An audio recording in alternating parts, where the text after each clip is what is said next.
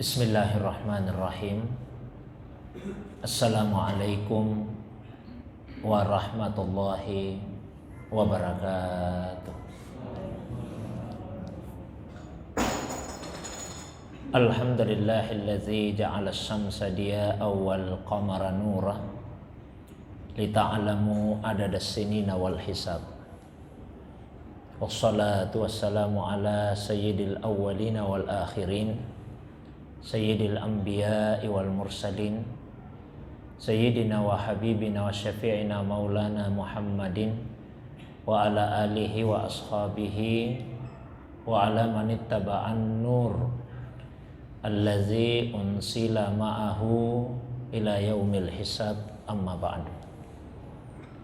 Bapak Ibu jamaah maghrib yang semoga dirahmati, dimuliakan oleh Allah Subhanahu wa taala. Malam ini adalah malam terakhir dari tahun 1444 Hijriah. Besok malam insya Allah kita akan memasuki tahun baru Hijriah, tahun 1445 Hijriah. Karena itu untuk malam ini kita tangguhkan pembahasan tentang tafsir. Saya ingin menjelaskan tentang penanggalan Hijriah. Di dalam Al-Quran pada surah At-Taubah ayat 36, Allah Subhanahu wa taala berfirman, "Inna iddatas syuhuri indallahi isna asyara syahran fi kitabillah yauma khalaqas samawati wal arda minha arba'atun hurum." Sesungguhnya bilangan bulan di sisi Allah itu ada 12 bulan. Itulah ketetapannya Allah pada hari Allah menciptakan langit dan bumi. Dari 12 bulan tersebut, 4 bulan diantaranya adalah bulan-bulan haram. Jadi di dalam ayat tadi Allah menegaskan bahwa bilangan bulan itu ada 12 bulan. Itu sudah merupakan ketetapan dari Allah Subhanahu wa taala sejak hari Allah menciptakan langit dan bumi. Nah, baik didasarkan kepada tahun Syamsiah ataupun tahun Qamariyah, tetap jumlah bulan dalam setahun itu 12 bulan. Kalau untuk tahun Qamariyah yang didasarkan kepada peredaran bulan mengelilingi bumi, maka nama-nama bulan tersebut itu diberikan oleh orang-orang Arab jauh sebelum kedatangan Nabi Sallallahu Alaihi Wasallam. Jadi nama-nama bulan Qamariyah itu bukan Nabi yang memberikan nama, tapi sudah dikenal oleh orang-orang Arab sebelum kedatangan Rasulullah SAW. Penamaan itu disesuaikan dengan keadaan tertentu yang mereka alami atau musim yang mereka jalani. Kecuali bulan Muharram yang namanya baru dikenal setelah kedatangan Rasul. Pada awalnya Muharram itu disebut dengan bulan Safar. Jadi Safar ada 2 bulan, Safar awal dengan Safar akhir. Sama dengan bulan Rabi yang 2 bulan juga, Rabiul awal, Rabiul akhir. Bulan Jumat juga 2 bulan, Jumadil awal, Jumadil akhir. Jadi Safar juga 2 bulan, Safar awal, Safar akhir. Mengapa dinamakan dengan bulan Safar? Paling tidak ada 2 penjelasan yang berbeda yang dikemukakan oleh ulama. Penjelasan pertama mengatakan Safar itu dari kata asfar. Jadi Safar dari kata asfar yang artinya adalah kuning. Di bulan Safar adalah bulan kuning. Mengapa dinamakan dengan bulan kuning? Karena pada waktu itu bertepatan dengan musim ketika daun yang berwarna hijau berubah warnanya menjadi kuning. Maka disebutlah bulan Safar, bulan kuning. Ada juga yang memaknai bahwa Safar itu dari kata sifr. Sifr artinya kosong. Karena pada bulan tersebut orang-orang Arab meninggalkan rumahnya, meninggalkan kediaman mereka merantau, meninggalkan kotanya. Maka disebutlah bulan kosong, bulan sifr. Setelah bulan ini berlalu, masuk bulan berikutnya, ya, bulan Rabi'ah, 2 bulan juga. Sama dengan Safar, paling tidak 2 penjelasan ulama kita. Ada yang memaknai Rabi' itu artinya menetap, karena mereka yang tadinya bepergian, kemudian kembali pulang ke kotanya, kembali pulang ke rumahnya, dan menetap tinggal di situ. Sehingga disebutlah dengan bulan Rabi', bulan menetap. Nah, ada yang menyatakan bahwa Rabi' itu artinya musim semi. Ya, jadi bulan musim semi pertama dan bulan musim semi yang kedua. Setelah itu masuk bulan Jumad. Jumad artinya membeku. Karena ini musim ketika cuaca sangat dingin, air yang biasanya mengalir seperti berhenti mengalir, kelihatan membeku. Membeku bahasa Arabnya Jumad, maka disebutlah dengan bulan Jumad, Jumadil awal, Jumadil akhir. Setelah itu masuk bulan Rajab. Rajab artinya yang dihormati. Nah, orang-orang Arab dulu sejak di masa jahiliyah sudah mengagungkan, menghormati bulan Rajab. Ada juga yang memaknai Rajab artinya mencair. Air yang tadi membeku itu mulai mencair. Setelah itu masuk bulan Sya'ban. Dari kata yatasya'abun, berpencar-pencar. Pada bulan tersebut mereka berpencar-pencar turun ke lembah-lembah mencari mata air. Lalu masuklah musim panas 3 bulan berturut-turut. Bulan pertama dinamakan Ramadan, yang berasal dari kata ramda. Ramda artinya membakar. Di bulan Ramadan bulan membakar, bulan musim panas. Bulan keduanya panasnya bertambah dan meningkat. Bahasa Arabnya bertambah dan meningkat itu Syawal. Nah, disebutlah bulan Syawal, bulan yang bertambah panasnya. Kemudian puncaknya bulan ketiga. Begitu panasnya cuaca pada bulan ketiga itu, tidak ada lagi yang berani keluar rumah. Mereka semua duduk, tinggal di dalam rumah. Duduk itu bahasa Arabnya salah satunya qu'ud. Misalnya ada ayat Al-Quran, allazina yadhkurunallaha qiyaman wa qu'udan. Nah, maka disebutlah dengan bulan Zulqaidah. Setelah ini berlalu 3 bulan musim panas, masuk bulan berikutnya cuaca bagus. Dan pada bulan itu mereka menunaikan ibadah haji. Nah, sebutlah bulan Zulhijjah. Jadi 12 bulan tidak ada namanya, kecuali satu tadi, Safar awal. Setelah kedatangan Rasulullah SAW, Safar awal itu diubah namanya menjadi Muharram. Nah, karena inilah satu-satunya bulan yang dikenali namanya setelah kedatangan Islam, maka Nabi juga mensifatinya sebagai bulannya Allah. Dalam hadis riwayat Bukhari, Nabi menjelaskan, afdalus siyami ba'da Ramadan sahrullahi al-Muharram. Seutama-utama puasa setelah Ramadan yaitu puasa di bulannya Allah. Puasa di bulan Muharram. Itulah seutama-utama puasa. Jadi seutama-utama puasa setelah puasa Ramadan yaitu puasa di bulan Muharram yang merupakan bulannya Allah. Wa afdalus salati ba'dal faridah qiyamul lail. Dan seutama-utama salat setelah salat wajib, salat 5 waktu yaitu qiyamul lail, salat di malam hari. Nah, Muharram bulan yang diharamkan, dihormati, diagungkan. Ada 4 sebetulnya bulan haram. Seperti yang disebut di At-Taubah 36 tadi, minha arba'atun hurum. 3 bulan berturut-turut, Zulqaidah, Zulhijjah dan Muharram. Kemudian 1 bulan yang terpisah yaitu bulan Rajab. Nah, yang belum ada perhitungan tahunnya, bulannya ada, namanya ada, tahunnya tidak ada. Maka untuk membedakan misalnya bulan yang sama di tahun yang berbeda, itu diukur kepada peristiwa yang mereka alami di tahun itu. Misalnya biasa dikatakan bahwa Rasulullah SAW lahir pada tahun gajah. Karena pada tahun itu ada peristiwa besar. Itu peristiwa ketika Ka'bah hendak dirobohkan oleh Abraha yang mengendarai gajah bersama dengan bala tentaranya. Maka disebutlah dengan tahun gajah.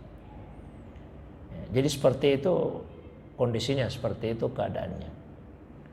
Jamaah yang dirahmati, dimuliakan oleh Allah Subhanahu wa taala. Nah, kemudian yang Berikutnya, sampai Nabi ini wafat, ini umat Islam tidak ada tahunnya, tidak ada perhitungan tahunnya. Sampai Nabi wafat. Setelah Rasulullah SAW wafat, naik Abu Bakar As-Siddiq. Naik Abu Bakar jadi khalifah. Dia jadi khalifah. Ya. Tetap kondisinya seperti sampai beliau wafat. Naik lagi Umar bin Khattab. Ya. Menjadi khalifah. Pada tahun kelima beliau menjadi khalifah. Beliau kirim surat ke salah seorang gubernurnya, Abu Musa Al-Asy'ari. Abu Musa Al-Asy'ari menerima surat itu, terus kirimlah surat balasan. Yang diantaranya beliau menyampaikan, surat Anda wahai khalifah sudah sampai kepada kami. Cuma masalahnya kami tidak tahu tuh surat dikirimnya kapan. Karena tidak ada tahunnya. Ya mestinya kita ini umat Islam punya perhitungan tahun sendiri. Umat Islam menyetujui saran itu. Dikumpulkanlah sahabat-sahabat, ya, tabi'in. Ketika itu mereka musyawarah, mereka rapat. Ya, kita mesti punya perhitungan tahun ini. Ya, untuk mempunyai perhitungan tahun kan harus ada patokan awalnya. Yang mana yang akan dijadikan sebagai tahun 1, tahun pertama. Peristiwa apa yang akan kita jadikan sebagai tahun pertama? Katakanlah misalnya kalau tahun Masehi, ya menurut asumsinya dugaannya itu tahun kelahirannya Isa misalnya kan. Nah, kalau kita mau punya perhitungan tahun sendiri, apa yang mau kita jadikan sebagai patokan? Minimal ada 4 saran waktu itu. Ada yang sarankan bagaimana kalau tahun lahirnya Nabi, kita jadikan sebagai tahun pertama. Tapi saran ini tidak disetujui. Karena tahun lahirnya Nabi itu tidak disepakati kapan ini. Meskipun pendapat umum ya pada tahun gajah itu. Ada lagi yang sarankan bagaimana kalau tahun beliau diangkat sebagai Nabi.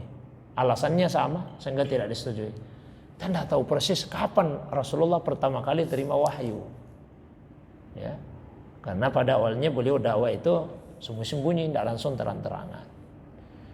Ada yang mengusulkan yang ketiga, gimana kalau tahun wafatnya saja Nabi? Kalau wafatnya kan kita tahu semua kapan Nabi wafat, tidak ada perbedaan pendapat. Oh iya betul. Cuma saran ini pun juga tidak disetujui.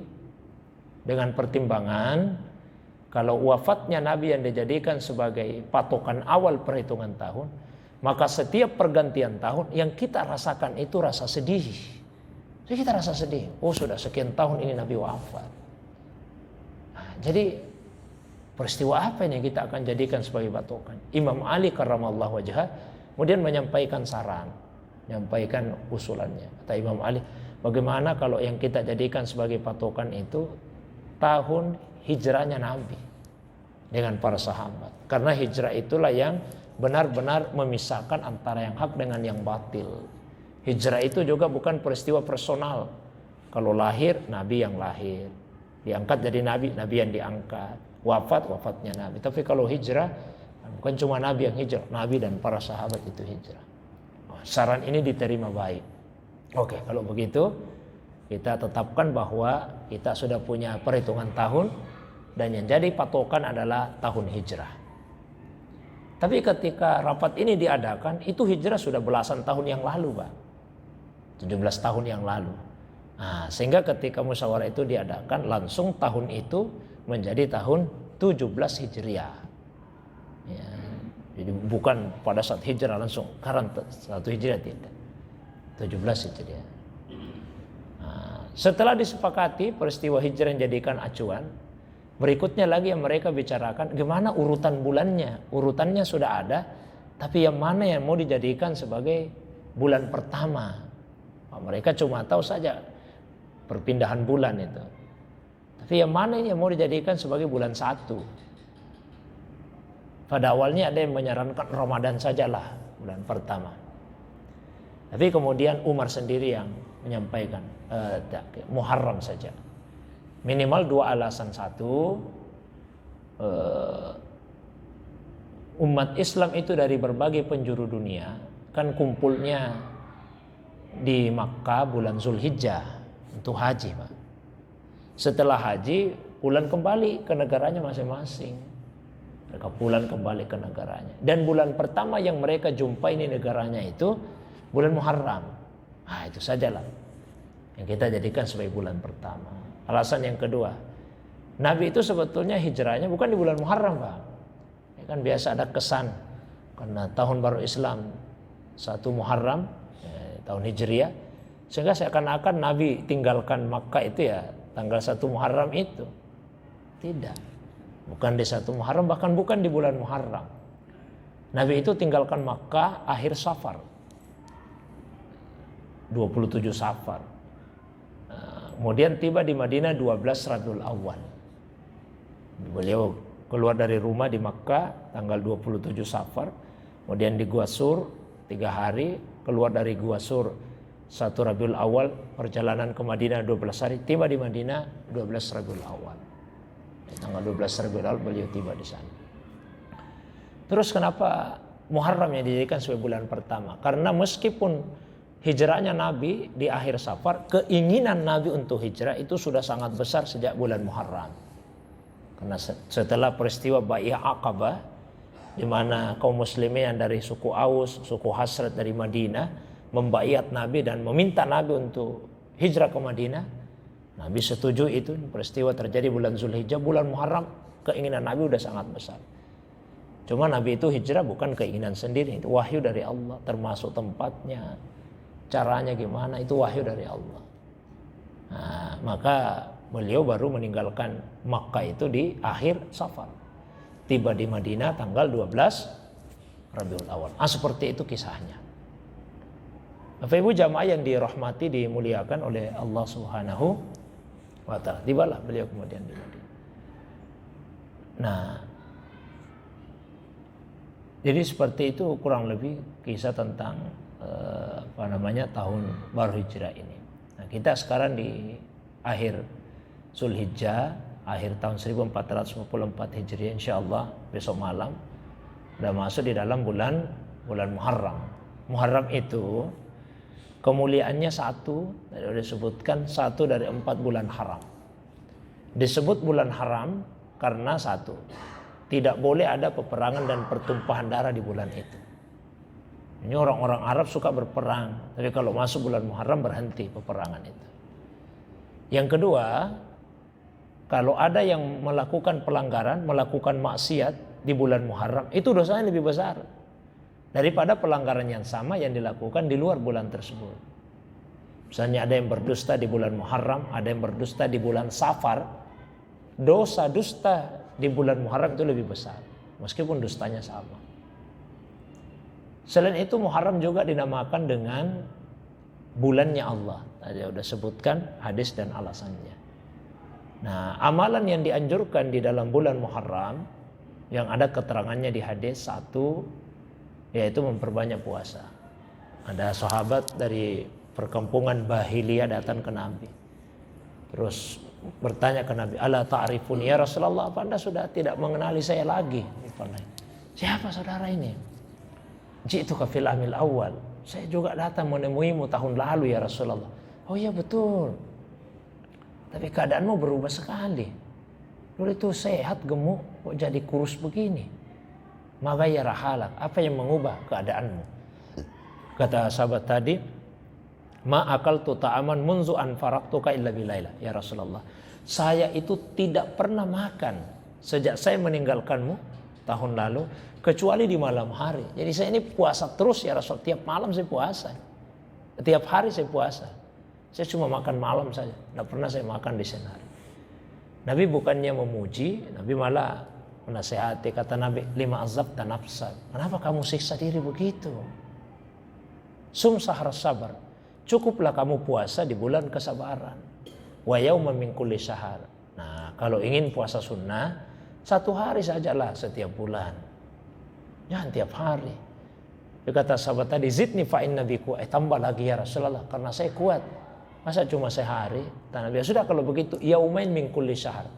2 hari lah setiap bulan. Terus menerus sahabat tadi minta tambah, sehingga akhirnya Nabi sampaikan, "Ya sudah kalau begitu puasa di bulan-bulan haram, tinggalkan puasa, tinggalkan." Ya bisa selang-seling pak puasanya. Saya perbanyaklah puasa di bulan Muharram.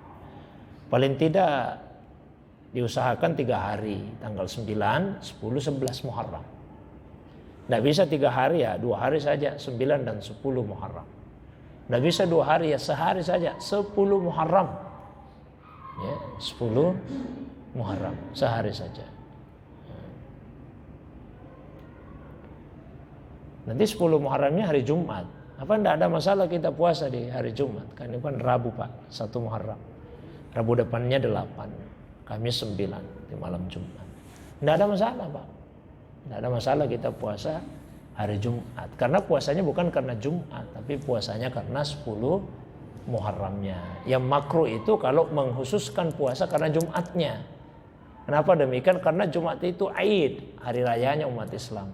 Ya jangan puasa. Tapi karena ini bukan karena Jumatnya puasa, karena bertepatan dengan Asyuranya. Ya Nabi sampaikan keutamaannya yukaffiru sanatal madiyah, menghapus dosa 1 tahun yang lalu. Nah, terus yang berikutnya di 10 Muharram itu usahakan untuk memberikan kelapangan kepada keluarga. Man wassa ala iyalihi yauma Asyura wassa'allahu alaihi sa'ira sanati. Siapa yang melapangkan keluarganya pada hari Asyura, Allah lapangkan hidupnya selama 1 tahun. Ya, kalau kita gembirakan hati keluarga di 10 Muharram, digembirakan, dilapangkan hati kita selama 1 tahun. Saya kira itu saja pengantarnya. Kalau ada yang ingin didiskusikan, baik yang berkaitan dengan pengantar tadi atau masalah agama yang lain di luar dari apa yang saya sampaikan, saya persilakan kepada jamaah sekalian. Demikian, assalamualaikum warahmatullahi wabarakatuh.